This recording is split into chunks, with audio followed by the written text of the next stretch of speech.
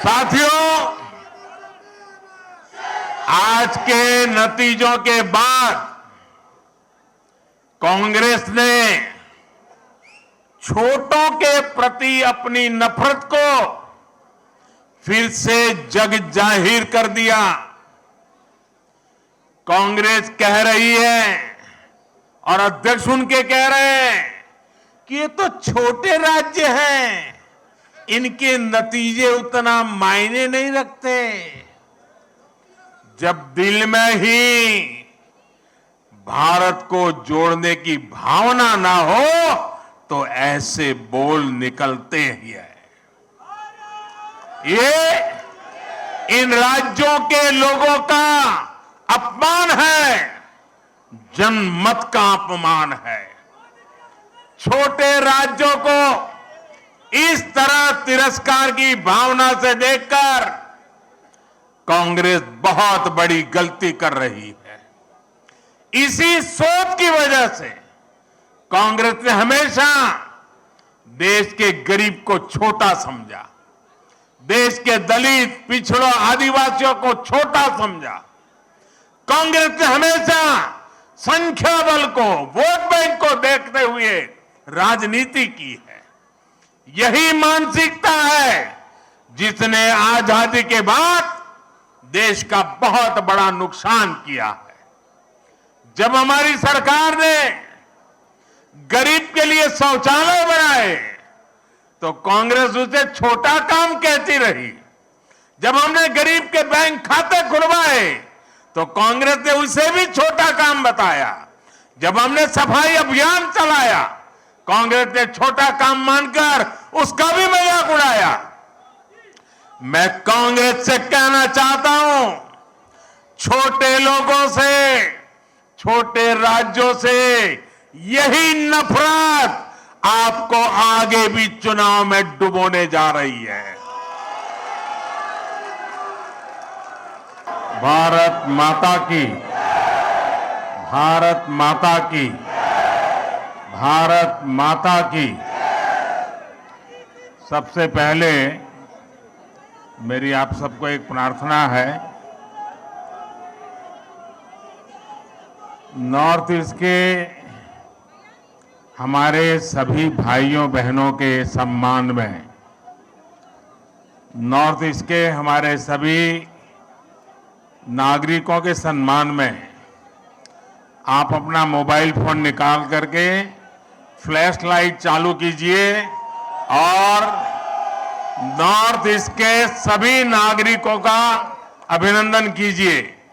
जिन जिन के पास मोबाइल है अपनी फ्लैश चला करके, ये नॉर्थ ईस्ट के नागरिकों का सम्मान है, ये नॉर्थ ईस्ट के देशभक्ति का सम्मान है, ये नॉर्थ ईस्ट का प्रगति के रास्ते पर जाने का सम्मान है। ये नॉर्थ ईस्ट के लोगों के सम्मान में आपने जो ये मोबाइल फोन के माध्यम से प्रकाश फैलाया है, ये प्रकाश उनके सम्मान में है, उनके गौरव में है। आपका मैं धन्यवाद करता हूं।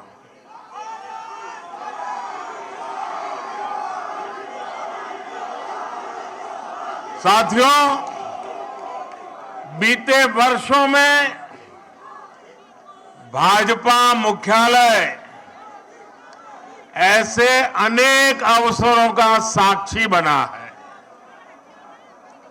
आज हमारे लिए जनता जनार्दन को विनम्रता से नमन करने का एक और अवसर आया है।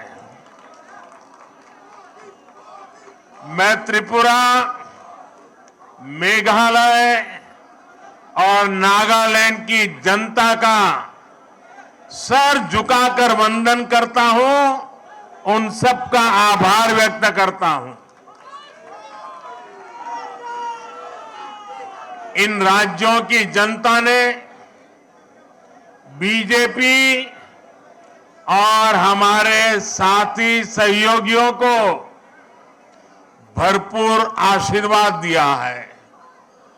मैं आज त्रिपुरा, नागालैंड और मेघालय के बीजेपी कार्यकर्ताओं को भी बहुत बधाई देता हूं। दिल्ली में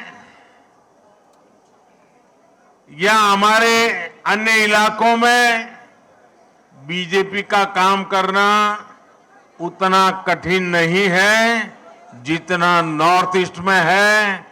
वहां का कार्यकर्ता हमसे अनेक गुना मेहनत करता है और इसलिए वहां के कार्यकर्ता विशेष रूप से अभिनंदन के अधिकारी हैं। आज के नतीजे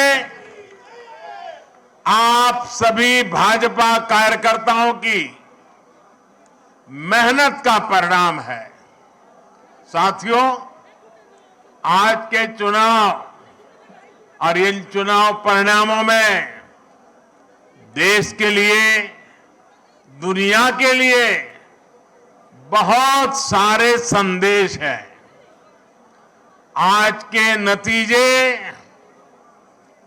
ये दिखाते हैं कि भारत में लोकतंत्र और लोकतांत्रिक व्यवस्थाओं पर कितनी आस्था है, एक मजबूत आशावाद है। लोकतंत्र की राह पर चलते हुए हर शंका आशंका का समाधान हो सकता है, बदलाव लाया जा सकता है।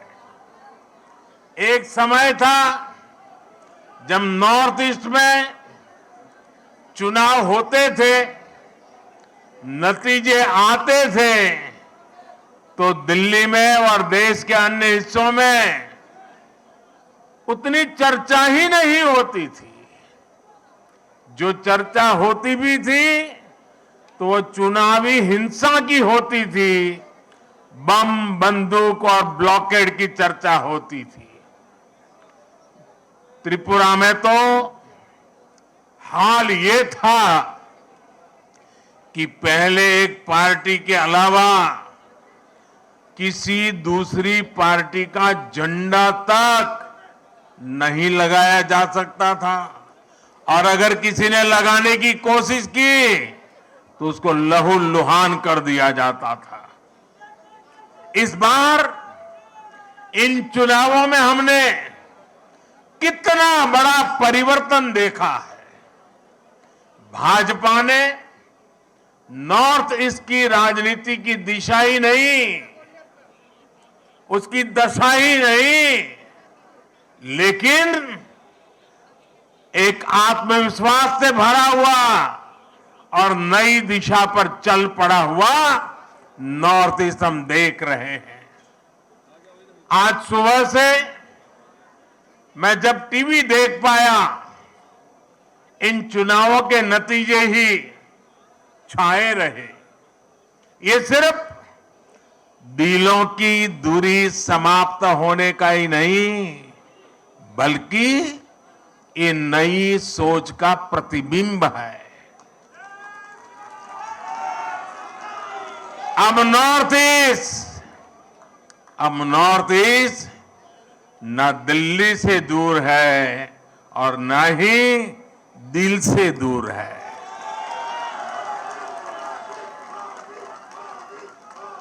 ये युग परिवर्तन का समय है, ये नया इतिहास रचे जाने का समय है। मैं नॉर्थ ईस्ट की शांति, समृद्धि और विकास का ये समय देख रहा हूं। मुझे याद है कि कुछ दिनों पहले जब मैं नॉर्थ ईस्ट गया था तो किसी ने मुझे बोला कि मोदी जी, आपको अपनी हाफ सेंचुरी के लिए बहुत बहुत बधाई। तो मैंने उनको पूछा कि भाई ये कैसी हाफ सेंचुरी आप बता रहे हैं? तब उन्होंने मुझे बताया कि जब से बोले आप प्रधानमंत्री बने हैं, आप 50 से भी ज्यादा बार नॉर्थ ईस्ट का विजिट कर चुके हैं, जो अभी नड्डा जी बता रहे थे।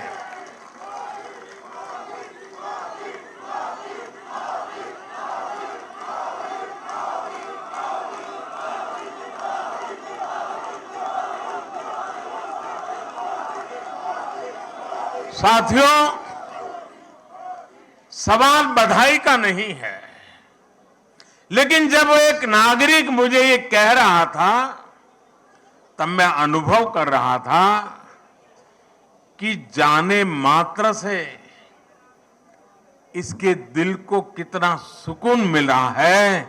नॉर्थ ईस्ट के राज्यों के दिलों में कितना प्यार उमड़ करके आया है, उसकी वो अभिव्यक्ति थी।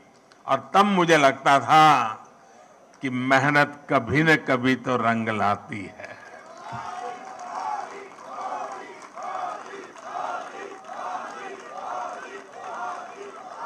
चुनाव जीतने से भी ज्यादा मुझे इस बात का संतोष है कि प्रधानमंत्री के कार्यकाल में बार बार नॉर्थ ईस्ट जाकर के मैंने उनके दिलों को जीता है, और वो मेरे लिए सबसे बड़ी जीत है। मुझे ये संतोष भी हुआ कि पूर्वोत्तर के लोगों को ये एहसास हो रहा है कि अब उनकी उपेक्षा नहीं होती। केंद्र की भाजपा सरकार में नॉर्थ ईस्ट के राज्यों को भी उतना ही महत्व मिलता है। साथियों, आज बहुत सारे पॉलिटिकल विश्लेषक बीजेपी की सफलता को समझने का प्रयास कर रहे हैं। कुछ हमारे विशेष शुभचिंतक भी हैं।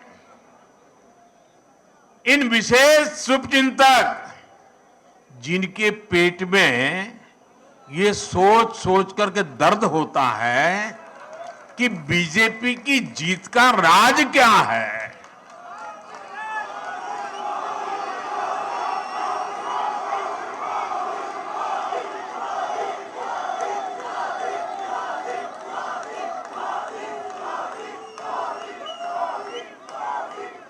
साथियों, मैं ज्यादा तो टीवी देख नहीं पाता हूं, लेकिन मुझे लगता है कि शायद अब तक मैंने देखा नहीं है कि ईवीएम पर कोई गाली पड़नी शुरू हुई है कि नहीं हुई है। लेकिन ऐसे हर शुभचिंतक को मैं बीजेपी की सफलता का रहस्य बताना चाहता हूं। भाजपा के विजय अभियान का रहस्य छिपा है त्रिवेणी में। त्रिवेणी यानी 3 धाराओं का संगम। इस त्रिवेणी की पहली शक्ति है भाजपा सरकारों का कार्य। इस त्रिवेणी की दूसरी शक्ति है भाजपा सरकारों की कार्य संस्कृति, और इस त्रिवेणी की तीसरी शक्ति है भाजपा के कार्यकर्ताओं का सेवा भाव।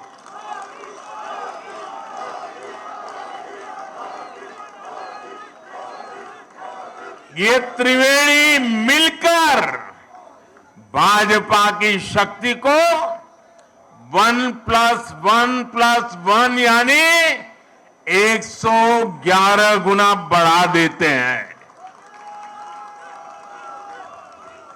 हमने देश को एक नई राजनीति दी है, राजनीति की एक नई संस्कृति दी है।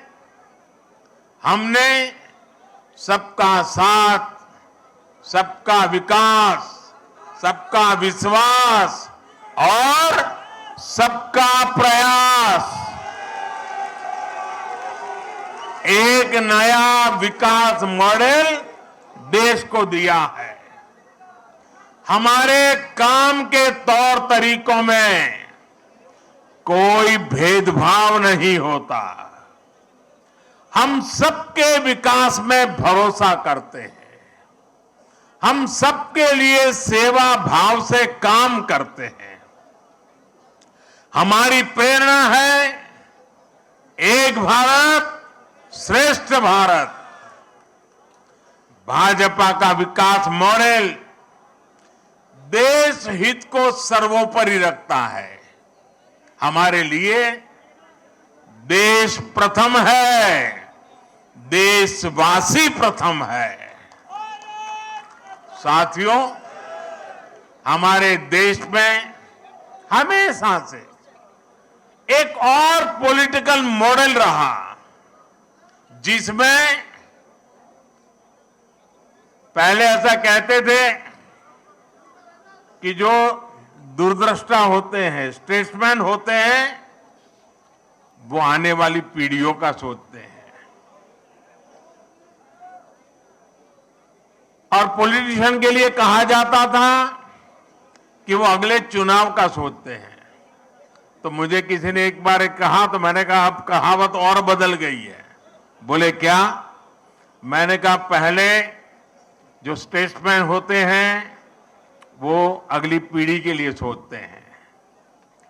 पहले कहा जाता था कि पॉलिटिशियन अगले चुनाव के लिए सोचते हैं, लेकिन आज तो समय ऐसा बदल गया है कि पॉलिटिशियन दूसरे दिन के अखबार में क्या छपेगा इस पर ही सोचते रहते हैं।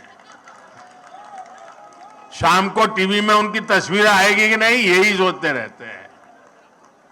और इसलिए जो आसान चीजें होती हैं, जो जरा मुंह में पानी छूट जाए ऐसी चीजें होती हैं और जिससे लोगों को आसानी से गुमराह किया जा सकता है, उसी मॉडल पर चलने की फैशन बढ़ रही है। राजनीति के इस मॉडल में कठिन लक्ष्यों को हाथ ही नहीं लगाया जाता था। तब समस्याओं को ऐसे टाल दिया जाता था जैसे उनका कोई अस्तित्व ही नहीं है, समस्या की तरफ देखना ही नहीं। ये पॉलिटिकल मॉडल कठिनाइयों का हल नहीं करता था, बल्कि लोगों के जीवन को लंबे समय के लिए कठिनाई में जीने के लिए मजबूर कर देता था। भाजपा ने इस अप्रोच को पूरी तरह बदल दिया है। हम सबसे कठिन चीजों को हल करने के लिए कठिन से कठिन मेहनत करते हैं और तमाम मुश्किलों के बावजूद समाधान के जो भी रास्ते मिले उन रास्तों पर चलने का ईमानदारी से प्रयास करते हैं। हम ये नहीं देखते कि इस काम को करना कितना मुश्किल होगा, बल्कि हम ये देखते हैं कि अगर हमने इस काम को नहीं किया तो लोगों का जीवन और कितना मुश्किल हो जाएगा। हमें दर्द होता है, हमारी नींद चली जाती है। नॉर्थ ईस्ट का उदाहरण ही हमारे सामने है। आजादी के 7 दशकों बाद भी नॉर्थ ईस्ट के हजारों गांवों तक बिजली नहीं पहुंची थी। साथियों, क्या 21वीं सदी में बिना बिजली की जिंदगी कोई कल्पना कर सकता है? पहले की सरकारों ने देखा कि वहां तक बिजली पहुंचाना कठिन काम है, इसलिए उन गांवों को अंधेरे में छोड़ दिया गया। नॉर्थ ईस्ट के लोगों को घर, पक्के घर, उनको नल से जल, उनके घरों में गैस का कनेक्शन ये उपलब्ध कराने ये पहले की सरकारों के काम की सूची में ही नहीं था, क्योंकि उनके लिए न तो उन क्षेत्रों की परवाह थी और न ही ऐसे कठिन कामों को करने का हौसला था। एयरपोर्ट, हाईवे, रेलवे ये कनेक्टिविटी नॉर्थ ईस्ट में इन चीजों के विकास को भी कठिन मान लिया गया था। पहले की सरकारें कठिनाइयों से बचती रही और इसकी वजह से हर परियोजना में देरी होती रही। हमने इन परियोजनाओं को पूरा किया और लगातार मेहनत कर रहे हैं। हमारे ऐसे ही प्रयासों की वजह से आज देश पहली बार गरीबी के खिलाफ इतनी मजबूती से लड़ रहा है। और मुझे तो खुशी है कि मेरा गरीब भाई भी गरीबी को खत्म करने के लिए मेरे साथ कंधे से कंधा खड़ा लगा करके मेहनत कर रहा है। इसलिए आज भारत के विकास और उसकी रफ्तार की तारीफ पूरी दुनिया में हो रही है। हो रही है कि नहीं हो रही है? चारों तरफ गुंज सुनाई दे रही कि नहीं सुनाई दे रही है? साथियों, भाजपा के विजय अभियान में जो हमारी त्रिवेणी की तीसरी शक्ति है, शिव जी के भी कहते हैं ना, तीसरा नेत्र सबसे सामर्थ्यवान माना जाता है। ये हमारी जो तीसरी शक्ति है, वो तीसरी शक्ति हमारे भाजपा के कार्यकर्ता है और मैं उनको बार बार नमन करता हूं।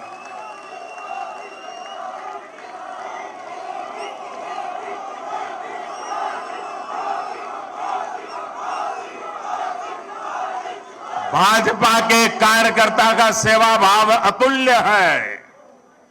भाजपा के कार्यकर्ता का श्रम और समर्पण अतुल्य है। भाजपा के कार्यकर्ता की पहचान उसके अनुशासन से होती है। हमारी पार्टी ने बड़ी से बड़ी मुश्किलों को देखा है। हमने कठिन से कठिन परिस्थितियों का सामना किया है, लेकिन हमारे कार्यकर्ता ने मुश्किल से मुश्किल हालातों में भी पार्टी का झंडा बुलंद रखा है। भाजपा जब कदम बढ़ाती है तो उसे रोकने के लिए उसके कार्यकर्ताओं को प्रताड़ित किया जाता है, उनके खिलाफ हिंसा की होती है, लेकिन वो राष्ट्र के लिए, राष्ट्र निर्माण के लिए संकल्पित होते हैं। इसलिए वो त्याग की पराकाष्ठा से पार्टी के कदमों को और देश के सपनों को कभी भी टूटने नहीं देते हैं, निरंतर आगे बढ़ते रहते हैं। जिस पार्टी के पास कार्य हो, कार्य संस्कृति हो और ऐसे समर्पित कार्यकर्ता हो, उसके लिए कुछ भी असंभव नहीं है। साथियों, आज मुझे ये देखकर भी खुशी है, हर चुनाव के साथ साथ देश की बहनों बेटियों का सुरक्षा कवच बीजेपी के लिए मजबूत होता जा रहा है। त्रिपुरा की, नॉर्थ ईस्ट की बहनों को भी मैं इस भरोसे के लिए विशेष आभार व्यक्त करता हूं। ये बीजेपी का सौभाग्य रहा है कि हमने नागालैंड को पहली राज्यसभा सांसद एक महिला को देकर के शुभ शुरुआत की। आज नागालैंड में तो पहली बार महिला उम्मीदवार चुनाव जीतकर विधानसभा पहुंची है। ये हम सभी के लिए, पूरे देश की माताओं बहनों के लिए गौरव की बात है। बीजेपी महिलाओं के सशक्तिकरण के लिए प्रतिबद्ध है। पीएम आवास योजना में महिलाओं के नाम घर हो जल जीवन मिशन के तहत हर घर पाइप से पानी पहुंचाना हो, गरीब कल्याण योजना के तहत मुफ्त राशन देना हो, आयुष्मान भारत योजना के तहत 5 लाख रुपए तक का मुफ्त इलाज देना हो, मुद्रा योजना के माध्यम से बिना गारंटी लिए 10 लाख रुपए तक की मदद हो, ऐसी अनेक योजना का लाभ नॉर्थ ईस्ट की लाखों बहनों को हुआ है। इसलिए उनका भरोसा भाजपा पर लगातार सशक्त हो रहा है। ऐसे समय में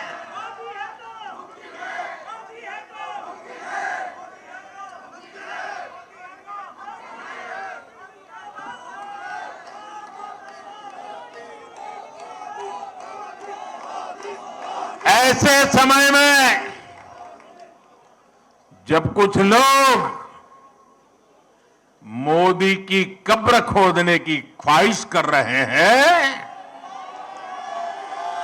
जहां मौका पड़ता है कमल खिलता ही जा रहा है, खिलता ही जा रहा है।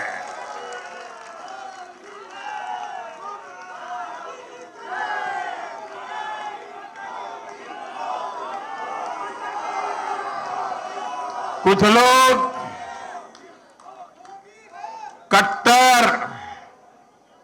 कट्टर की पहचान में लगे हुए हैं। वो हर काम बेईमानी भी कट्टरता से करते हैं।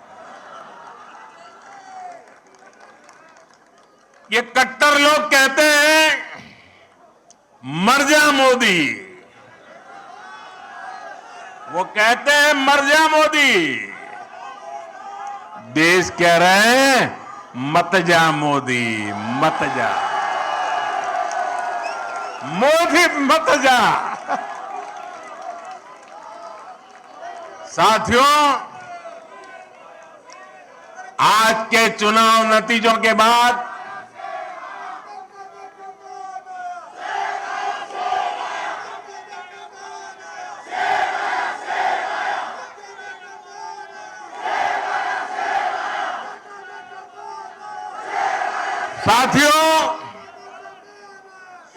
आज के नतीजों के बाद कांग्रेस ने छोटों के प्रति अपनी नफरत को फिर से जग जाहिर कर दिया। कांग्रेस कह रही है और अध्यक्ष उनके कह रहे हैं कि ये तो छोटे राज्य हैं, इनके नतीजे उतना मायने नहीं रखते। जब दिल में ही भारत को जोड़ने की भावना ना हो तो ऐसे बोल निकलते ही है। ये इन राज्यों के लोगों का अपमान है, जनमत का अपमान है। छोटे राज्यों को इस तरह तिरस्कार की भावना से देखकर कांग्रेस बहुत बड़ी गलती कर रही है। इसी सोच की वजह से कांग्रेस ने हमेशा देश के गरीब को छोटा समझा, देश के दलित, पिछड़ों, आदिवासियों को छोटा समझा। कांग्रेस ने हमेशा संख्या बल को, वोट बैंक को देखते हुए राजनीति की है। यही मानसिकता है जिसने आजादी के बाद देश का बहुत बड़ा नुकसान किया है। जब हमारी सरकार ने गरीब के लिए शौचालय बनाए तो कांग्रेस उसे छोटा काम कहती रही। जब हमने गरीब के बैंक खाते खुलवाए तो कांग्रेस ने उसे भी छोटा काम बताया। जब हमने सफाई अभियान चलाया, कांग्रेस ने छोटा काम मानकर उसका भी मजाक उड़ाया। मैं कांग्रेस से कहना चाहता हूं, छोटे लोगों से, छोटे राज्यों से यही नफरत आपको आगे भी चुनाव में डुबोने जा रही है। आज नॉर्थ ईस्ट के नतीजों ने बीजेपी के खिलाफ वर्षों से चलाए जा रहे एक और प्रोपेगेंडा को भी ध्वस्त कर दिया है। आप सभी जानते हैं कि कुछ विरोधी दलों ने और उनके इकोसिस्टम ने हमेशा भाजपा पर एक लेबल चिपकाने की कोशिश की है। शुरुआत में बीजेपी को बनिया पार्टी कहा गया, हिंदी पट्टी की पार्टी कहा गया, फिर कहा गया कि बीजेपी सिर्फ शहरी मिडिल क्लास की पार्टी है और गांवों में कोई आधार नहीं है।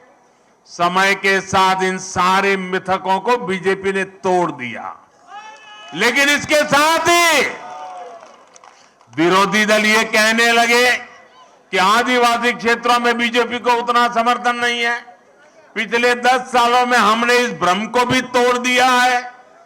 आज देश का आदिवासी समाज ही नहीं, दलित और पिछड़े भी भाजपा के साथ है। अभी हमने गुजरात चुनाव में भी देखा है कि कैसे आदिवासी पट्टे में भाजपा को जबरदस्त जीत मिली है।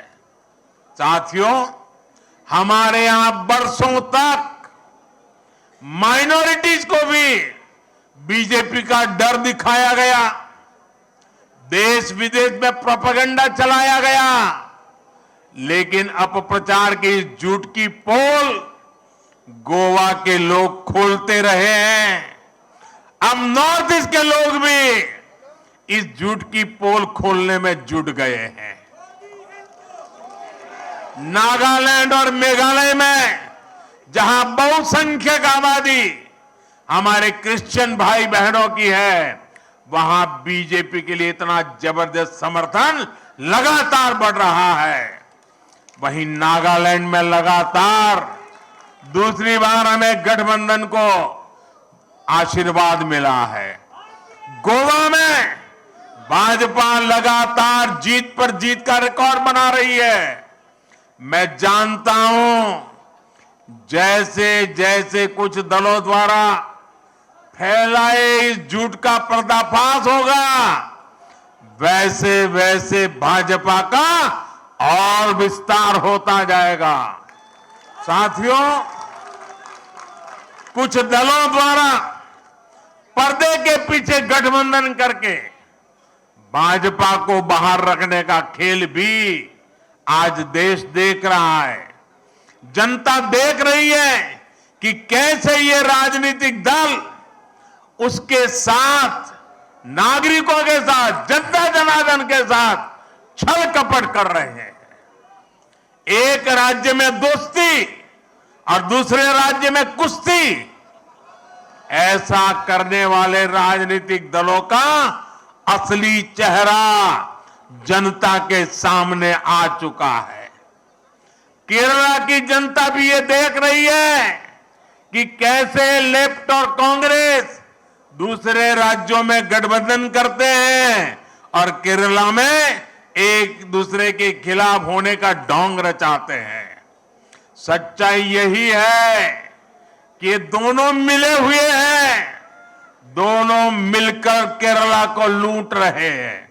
इसलिए मुझे विश्वास है कि आने वाले वर्षों में भी जैसे नागालैंड में हुआ है, जैसे मेघालय में हुआ है, जैसे गोवा में होता रहा है, केरला में भी भाजपा गठबंधन की सरकार बनेगी।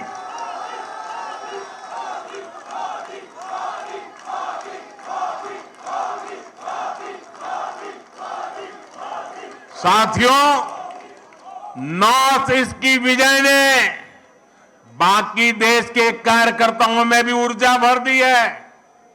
देश की जनता बार बार भाजपा पर भरोसा जता रही है। हमें विनम्र भाव से आगे बढ़ना है, हमें सभी को साथ लेकर चलना है। आजादी के इस अमृत काल में भारत को विकसित बनाने के लिए सबका प्रयास आवश्यक है। आइए यहां से हम दोगुनी ताकत से राष्ट्र निर्माण में जुट जाएं। त्रिपुरा, नागालैंड और मेघालय की जनता का मैं फिर से एक बार हृदयपूर्वक आभार व्यक्त करता हूं, उनका अभिनंदन करता हूं। बहुत बहुत धन्यवाद। भारत माता की, भारत माता की, भारत माता की, भारत माता की। बहुत बहुत धन्यवाद।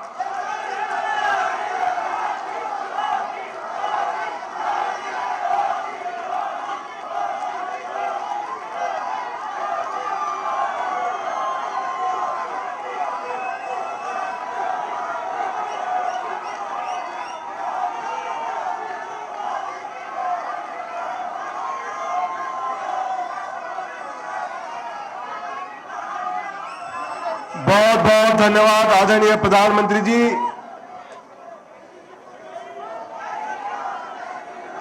मोदी जी जय श्री राम। मोदी जी जय श्री राम। पूर्वोत्तर की जीत हमारी है। भारत माता की। अभी आदरणीय दुष्यंत जी कुछ सूचना देंगे आपके लिए।